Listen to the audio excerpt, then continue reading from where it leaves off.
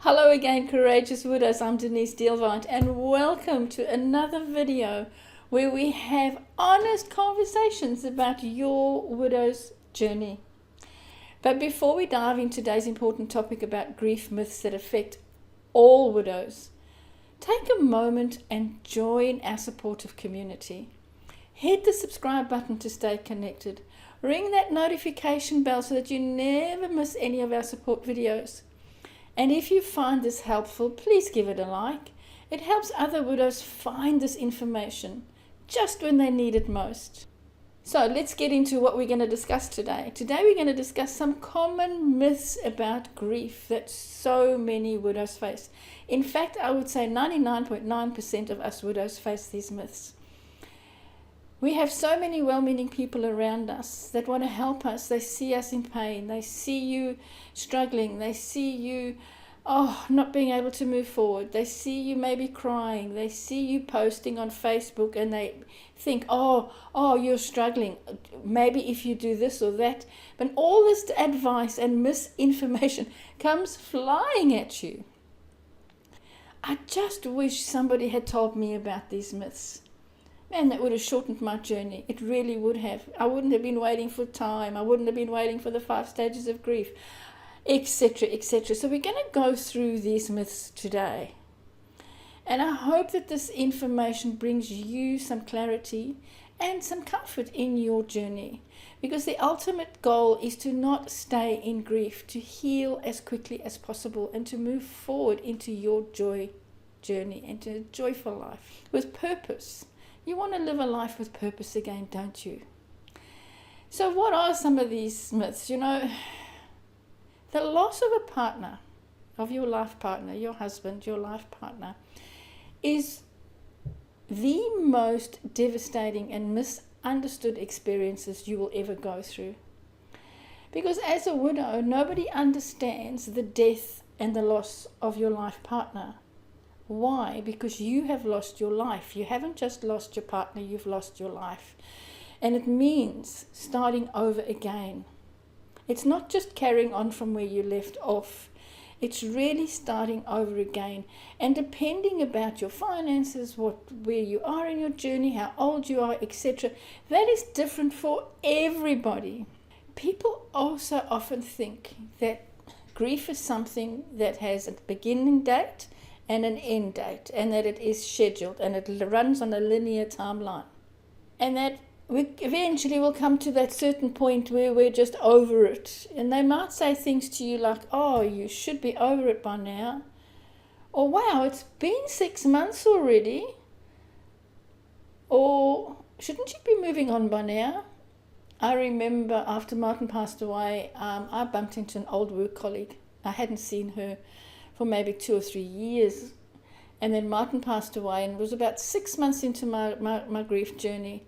I was doing some retail therapy, as we do, as we widows do. Okay, I've got to get out of the house. I'm going to go and do some retail therapy.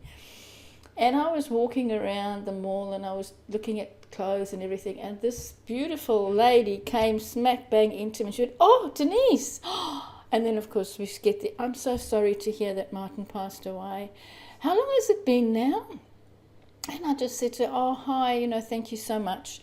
And it's been about 6 months." And she said, "What? Wow, that went quick." She said, "So have you found another man in your life?"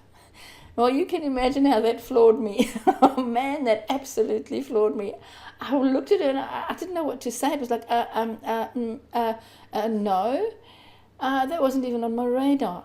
I was still trying to come to terms with what had happened. And I just looked at her and I said, "No, I haven't." And that's when she said to me, "Wow, I thought that you would have been over it. I thought you would have been over him by now," is what her exact words. "I thought you would have been over him by now. It's been 6 months already. Don't you think it's time? You should be moving on and getting on with your life. You're still young." I was 51 when Martin passed away. She said, "You're still young enough, Denise, to find another man and to be happy again." And I didn't know what to say or how to react to her, because that was just something that hadn't even entered my mind. The truth is, is that others don't know how or what you're going through. So don't even try and attempt to enter into conversations like that. They will pass these myths on to you and these beliefs that they've picked up from along the way. The truth and the real truth is, I'm going to tell you the real truth is that this is your grief journey. This is not their grief journey. And I really don't want you to compare yourself to any other widow either. Because everybody's grief journey is different. It's unique. It's not their journey. This is your journey. Embrace it. Embrace your journey.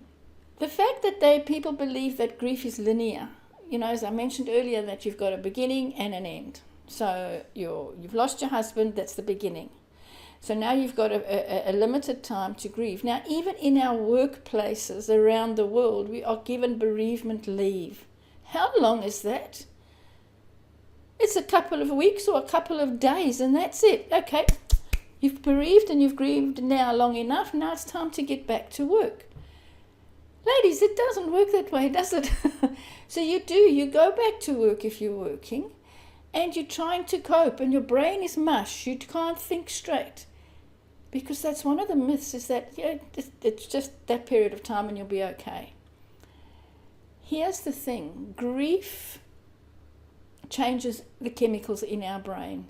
And if you watch one of my other videos, I go into how grief changes the chemicals in our brain. But grief changes the chemicals in our brain. That is why we feel that we're in la la land and I can't concentrate. And then you go back to work, and then you start making mistakes at work, and people go, oh well, maybe you need to go into antidepressants. So nothing to do with antidepressants or taking any pills or magic potions to make you happy. Grief is a process for you to feel. So we can't go through the 5 stages of grief. The 5 stages of grief is a very outdated modality. But we are all told, and it becomes the norm, and it is the golden standard now for grief around the world. I'm in Australia, and people around the world. But Denise, I've got to go through the 5 stages of grief. The 5 stages of grief was written and studied by Elizabeth Kubler-Ross. Beautiful lady, love her to bits, read her book on death and dying, but that was what it is, on death and dying. She wrote and studied people that were diagnosed with a terminal illness. Now this is really important. It was never ever intended for anybody that had lost a loved one. This is way back in the 1960s. So as a psychologist, she studied people that were told, you've got 3 months to live, you've got 6 months to live. And their journey, what did they go through? Oh, the first thing is, no, I'm not. So that's denial, isn't it? Oh, I'm not going to die. I'll beat this. I'm not going to die. There's no way. And then they start going through the stages till eventually they come out the other end, which is acceptance. Now, back in the 60s, there was no standard or how to grieve, or grief wasn't even spoken about. If you go back to those days, widows used to wear black for 12 months. That was a belief. That was a myth. One of the myths, that you're in mourning for 12 months. And if you weren't, you were disrespecting the dead. So, how times have changed, and they've changed again. So I really want you to embrace what I'm teaching and listen and watch my videos and my teachings on how to move forward through grief. So many of my clients that work with me in the Flow Grief Release Method, they come to me because they've tried everything. They've been to Grief Share, they've been to counselors, they've been to therapists, they've been on the happy pills, they've been through it all, and nothing has worked. And that's because of their being stuck in the old way. The old way of wait for time, go through the 5 stages of grief. You'll be okay, keep yourself busy. These are all myths. They are all myths. How many times has somebody told you to be strong? Just be strong. You're okay. You've got this. Just be strong. And then when you are strong, people don't come near you because they think you've got this. Yeah, you've got this. But that's when you put your mask on. Now, I'll do another training on putting our mask on, keeping busy, keeping strong. That's one of my trainings that I will be putting up soon. But I really want you to embrace your grief journey, your widow's journey. And I also want you to embrace the word widow. Why? Why embrace the word widow? I see so many widows say, I don't like being called a widow. Why not? Wear that as a badge of honor. You are a widow. You never stopped loving your person. You never stopped loving your life partner. There were no, of course you had your arguments, you had everything else, but embrace being a widow. I love being called a widow. Why? Because when people say, I'm a widow, they say, oh, wow, you're a widow. And people know that I never stopped loving Martin, and I never will.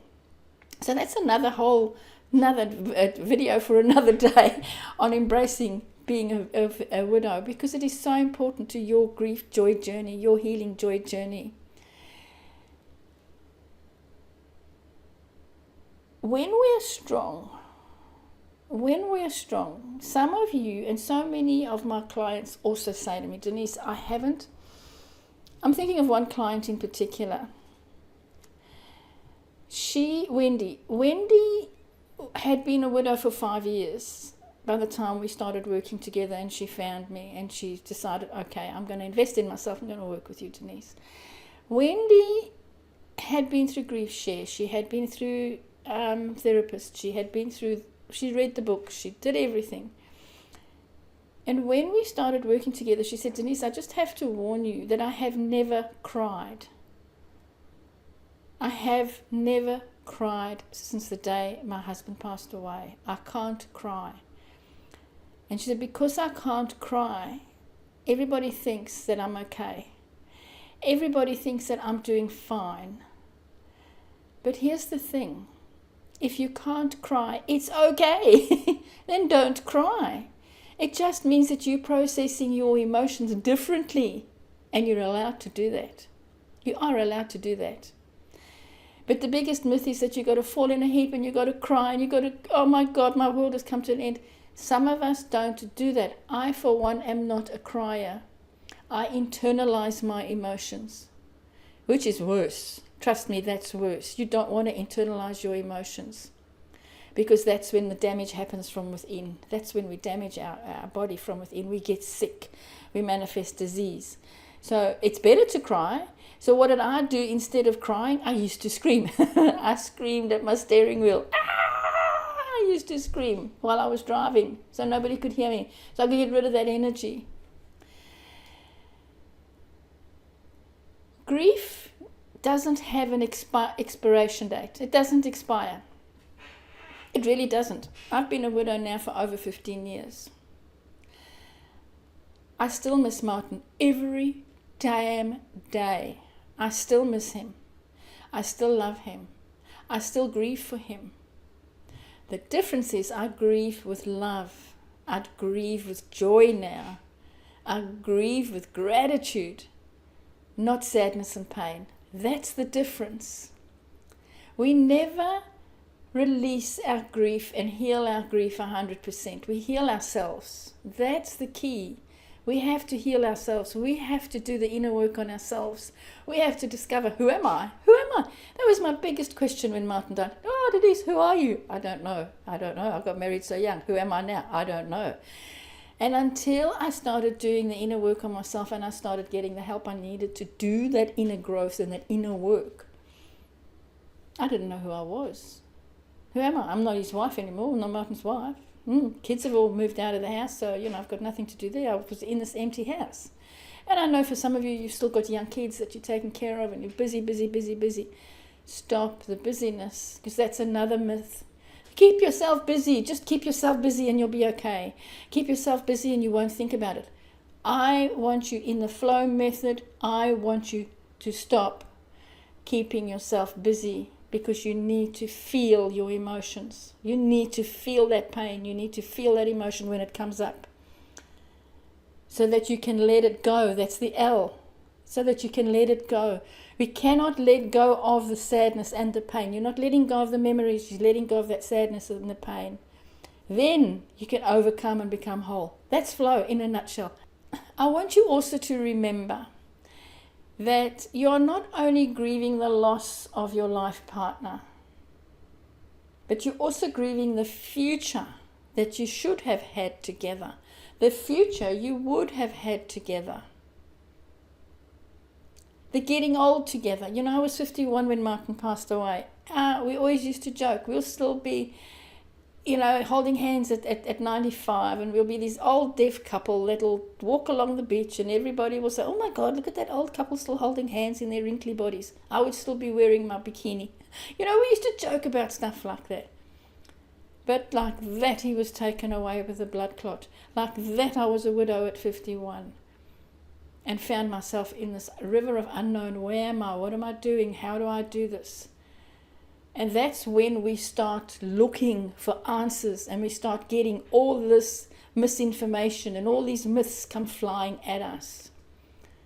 So we have to learn to reach out. So I really want to hear from you. What are some common myths about grief that you've faced as a widow? What have you faced as a widow? What have people told you? Share your experiences in the comments below, and let's continue this conversation, because this is an important conversation. And if you want to learn more about coping strategies for grief, please watch my next video. And thanks for watching. And I'll see you in the next one.